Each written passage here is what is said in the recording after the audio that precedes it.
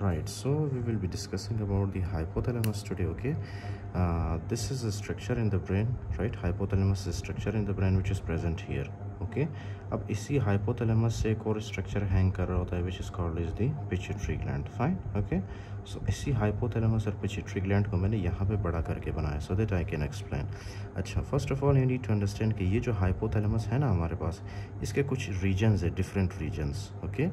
First of all क्या है हमारे पास इसके कुछ रीजन है. फॉर एग्जांपल यहाँ पे एक रीजन है इसका, राइट? यहाँ पे एक रीजन है. इस रीजन को हम लोग क्या कहते हैं? This region is called as pre optic region. Okay, this region of hypothalamus is called as the pre optic region. Fine, pre optic region. Did you understand? Okay, अब प्री ऑप्टिक रीजन के बाद हमारे पास एक और reason है hypothalamus का. Okay, that region is called as the supra optic region. Fine, that is called as the supra optic region. Understood? Okay, supraoptic region. Preoptic region is the first one, supraoptic region is the second one, and the third one is the tuberal region. Okay, the third one is the tuberal region. Okay, tuberal region. ये है third. Fourth region जो है इसका वो है mammillary body. Okay, that is the mammillary body. Right? Okay, I will explain their functions each of them. First of all we have preoptic region, यानी कि hypothalamus के अंदर हमारे पास जो पहला वाला रीजन है that is called as the preoptic region. Fine. अब preoptic region के साथ from the name it is very clear. Okay, इसके अंदर एक ज़बरदस्त हाइपोथैलेमस प्रेजेंट होता है. Okay, which is very horny hypothalamus. Okay, fine. horny तो नहीं है, मतलब ये मैं आपको समझाने के लिए बता रहा हूँ. This is very horny. Fine. Why it is horny? Because the name of these nucleus is called as the preoptic nucleus. Okay, preoptic nucleus. Fine. Now this preoptic nucleus is it is, you know, related to the sexual behavior. Okay, it controls our sexual behavior. Fine, it controls our sexual behavior. Why? Because these preoptic nucleus releases what type of hormone? These releases gonadotrophin releasing hormone. Fine.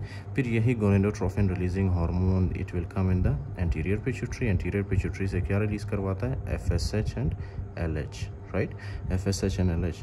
फिर ये FSH and LH हमारे for example female के case में specially, right, ovaries के अंदर जाके क्या करता है?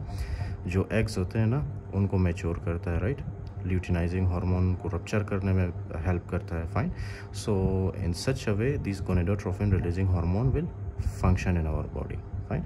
I explained their mechanism in very detail in the endocrinology of step 1. Okay, so you can check there if you want. So these preoptic nucleus is related with the sexual behavior. Okay, fine. And this is very horny nucleus in the preoptic region. उसके बाद second वाला है हमारे पास supraoptic region. Fine. Now this supraoptic region, obviously here we have a high nucleus. Okay, that nucleus is basically just like the AC, air conditioning AC. Fine. Okay, for example ये है हमारे पास एक AC.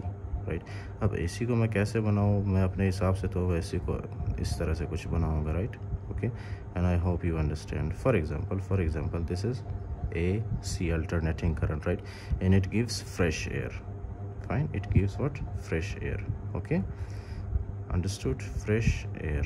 Fine. So what is the name of this nucleus? What is the basically name of this nucleus? The name of this nucleus is the anterior nucleus of the hypothalamus. Okay, this is the anterior nucleus of the hypothalamus. Fine, anterior nucleus of the hypothalamus.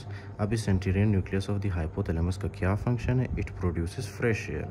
अच्छा, इतना भी मतलब let me explain for you. Okay, anterior nucleus क्या करता है? जब आपके body में हीट ज़्यादा होता है ना, ओके, जब आपकी बॉडी में हीट बहुत ज़्यादा होता है, for example 39-40 degree centigrade, right, ये क्या करता है? ये टेम्परेचर को नॉर्मलाइज करता है. Fine. In other words you can say कि जब टेम्परेचर ज़्यादा होता है तो इसको टेम्परेचर को नीचे ले आता है ये. ओके, नॉर्मलाइज करता है. फाइन. कितने में? 37 डिग्री सेंटीग्रेड तक ये लाता है. फाइन.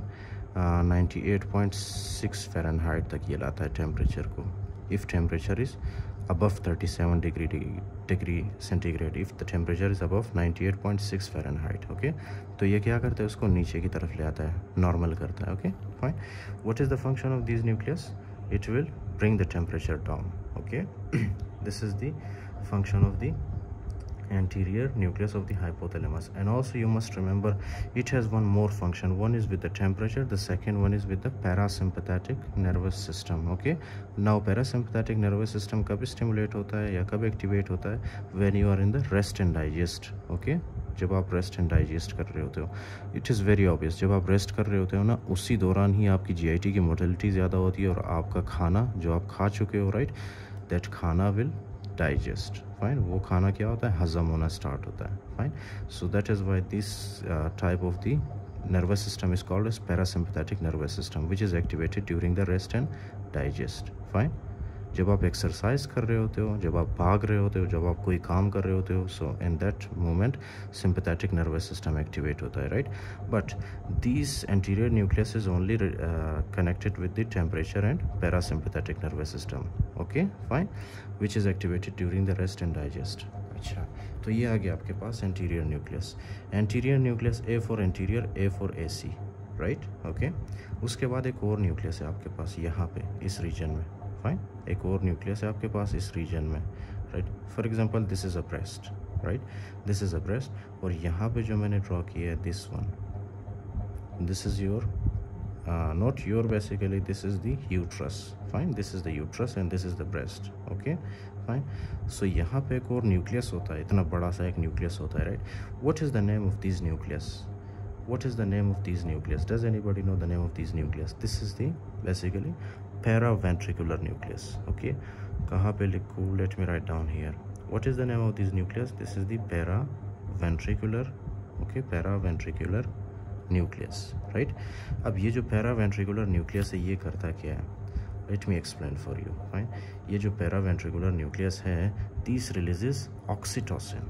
फाइन, ये न्यूक्लियस क्या रिलीज करता है? This nucleus releases oxytocin. Fine, okay, this releases oxytocin in the posterior pituitary. Okay, फिर आपको तो पता है यही ऑक्सीटोसिन आगे जाके ब्रेस्ट के ऊपर एक्ट करता है, राइट. ब्रेस्ट टिश्यू के ऊपर एक्ट करके क्या करता है? Oxytocin will help in the ejection of the milk. You must remember this. Oxytocin helps in the ejection of milk, right? And these oxytocin will help increase the contraction of the uterus during the delivery.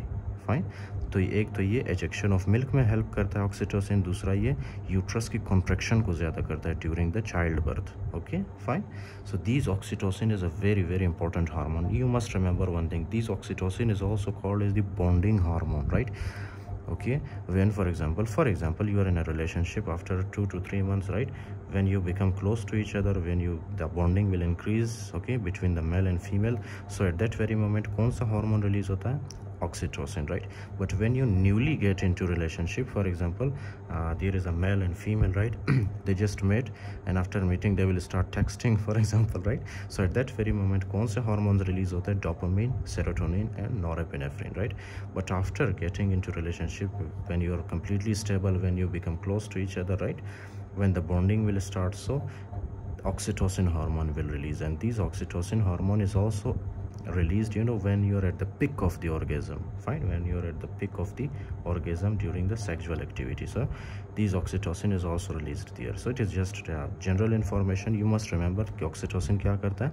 Ejection of milk and contraction of uterus में help करता है. Fine, उसके अलावा paraventricular nucleus के अलावा भी हमारे पास यहाँ पे एक और न्यूक्लियस होता है, right, which is called as the suprachiasmatic nucleus. Fine, that is called as the suprachiasmatic nucleus, right. अब ये जो हमारे पास न्यूक्लियस है ये आपको किस चीज़ की फॉर एग्जांपल याद दिला रहा है? Let me explain for you. This is actually a kidney. Okay, और यहाँ पे जो न्यूक्लियस होता है उसका नाम क्या बताया था मैंने? That is supra optic nucleus. Fine, supra optic nucleus. Kidney का शेप क्यों बनाया? क्योंकि ये जो न्यूक्लियस है ना, ये न्यूक्लियस क्या रिलीज़ करता है? This nucleus releases, okay, and the posterior pituitary, this releases antidiuretic hormone. Fine, okay.